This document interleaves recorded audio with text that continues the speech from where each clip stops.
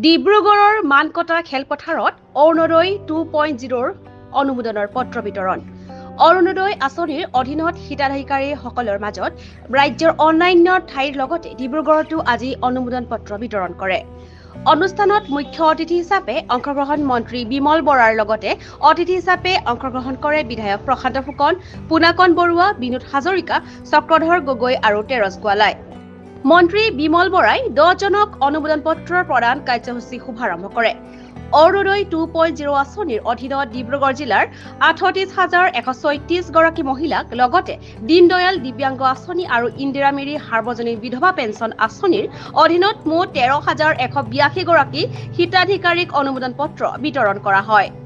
আজি মাননীয় মুখ্যমন্ত্ৰী ডাঙৰীয়াৰ নেতৃত্বত এই প্ৰৱৰ্তন কৰা এই আঁচনিখন আমি ডিব্ৰুগড় জিলাৰ প্ৰায় 38,136 গৰাকী ব্যক্তিৰ হাতত আই মাতৃৰ হাতত আমি তুলি ধৰিছোঁ আৰু ইয়াৰ ফলত সমগ্ৰ ডিব্ৰুগড় জিলাত এতিয়া প্ৰায় 1,36,000 গৰাকীতকৈও অধিক আই মাতৃয়ে এই আঁচনিৰ জৰিয়তে সাহস আৰু প্ৰত্যয় পাব। ধনেৰে তেখেতসকলে নিজস্ব চিন্তাৰ আধাৰতো এনে বহু কাম কৰিব পাৰে যিয়ে আৰ্থিকভাৱে ভৱিষ্যতৰ দিনত তেখেতসকল লাভান্বিত হোৱাৰ পথ প্ৰশস্ত হ'ব পাৰে।